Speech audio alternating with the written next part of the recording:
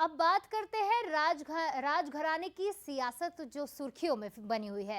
राजघराने की सियासत में पूर्व सीएम भूपेश बघेल लगातार घिरते नजर आ रहे हैं। विभा सिंह ने एक और वीडियो जारी कर अब भूपेश बघेल को करारा जवाब दिया है।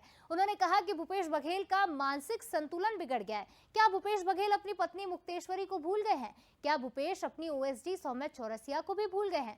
भूपेश बघेल राजनीतिक रोटियां सेक रहे हैं, ये बातें विभा सिंह ने कही है। देखिए एक खास रिपोर्ट। विभा सिंह ने ये कौन है भाई, मैंने जाना। ये कौन है भाई, मैंने जाना। ये कौन है भाई, मैंने जाना। हमारे पति के स्वर्गवासी होने के बाद, उनके जाने के, उनके रहते वक्त भी उनको पार्टी से निकाला गया। उनके जाने के बाद उनके घर के हर बच्चे बड़े सबको, घर से उनकी बहनों को, सबको बेघर करके भूपेश बघेल जी आराम से अपने चुनावी रोटी सेक रहे हैं और वोट कलेक्ट करने की कोशिश कर रहे हैं। उनके पास में इतना बड़ा फर्जी वाड़ा है कि वो एक फर्जी औरत को, जो कि 11 करोड़ लेकर के चली गई है, दूसरे के साथ में वो घर बसा के रह रही है, उनको लाके पत्नी बता करके फर्जी आधार कार्ड गांव वालों को दिखा करके वो बेवकूफ़ बना के वोट कलेक्ट कर रहे हैं। ये बहुत ही शर्म की बात है।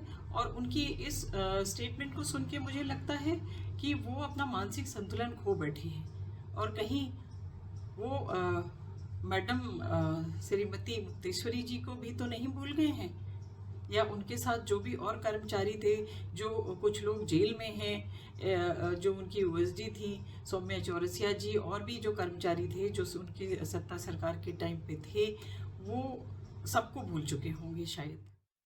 एक था राजा और दो है रानियां। ये है खैरागढ़ रियासत की सियासी कहानी। और राजा रानी की इस सियासी कहानी के चक्रव्यूह में घिर गए हैं पूर्व सीएम भूपेश बघेल। यूं तो राजनीति में खैरागढ़ राजमहल का दखल हमेशा से ही रहा है, लेकिन इस बार राजा रानी की कहानी की भूल भुलैया में सियासत ऐसी उलझी है कि इसका सुलझना मुश्किल नजर आ रहा है। दरअसल खैरागढ़ के पूर्व राजा और विधायक दिवंगत देवव्रत सिंह की पत्नी विभा सिंह ने भूपेश बघेल पर गंभीर आरोप लगाए हैं। उनका कहना है कि भूपेश बघेल की वजह से ही देवव्रत सिंह ने कांग्रेस छोड़ी और उन्होंने ही महल में ताला लगवाया, और अब वो राजा की तलाकशुदा पत्नी पद्मा सिंह के साथ राजा के नाम पर वोट मांग रहे हैं और राजनांदगांव के लोगों को गुमराह कर रहे हैं। जो औरत पद्मा 11 करोड़ लेकर के जा चुकी, उस क्षेत्र को छोड़ दिया उसने 11 करोड़ के लिए, उसने बच्चों को छोड़ दिया, उसने राजा देवव्रत सिंह जी को छोड़ दिया। उस औरत को ला करके बार बार भूपेश बघेल जी और उनकी यशोदा वर्मा जी जो है वो ये बता करके कि प्रेजेंट वाइफ पद्मा है कह के वोट कलेक्ट कर रहे हैं, जिसका मेरे पास वीडियो भी है, सबूत भी है, और वोट कलेक्ट करने की कोशिश कर रहे हैं। इस तरह से मेरे राजनांदगांव के क्षेत्र के लोगों को बहका करके भूपेश बघेल जी बहुत ही गलत कर रहे हैं। इस पूरे मामले में कुल मिलाकर दोनों रानियों की लड़ाई में सियासी तड़का लग गया है, लिहाजा दोनों तरफ से आरोप प्रत्यारोप का दौर भी शुरू हो गया है। कांग्रेस इस पूरे एपिसोड को बीजेपी की साजिश करार दे रही है, तो बीजेपी इसे कांग्रेस की अंदरूनी लड़ाई बता रही है।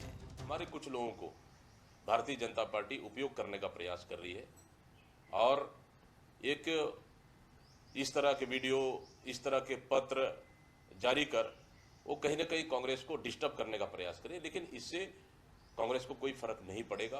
कांग्रेस पार्टी मजबूती से चुनाव लड़ रही है, सभी कार्यकर्ता जी जान लगा के काम कर रहे हैं और मजबूती से चुनाव लड़ रहे हैं। इस समय हम लोग ज्यादा सीटें जीत कर। देखिए, मुझे लगता है कि टिकट नहीं मिलने के कारण दीपक बैस जी मानसिक रूप से थोड़ा सा विचलन की स्थिति में है। क्या कह रहे हैं, क्या नहीं कह रहे हैं, उनको कुछ समझ नहीं आ रहा।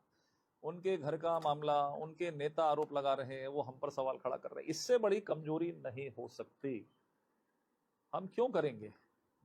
तो मुझे लगता है कि इसका कोई बहुत विषय नहीं है। अपने घर को यदि मजबूत करें तो ये कहने की स्थिति भी नहीं है। इस तरह की चीजें हैं। स्वयं कांग्रेस के नेता, वो स्लीपर सेल भूपेश बघेल जी ने क्यों कहा? वो भी हमने कहा था क्या?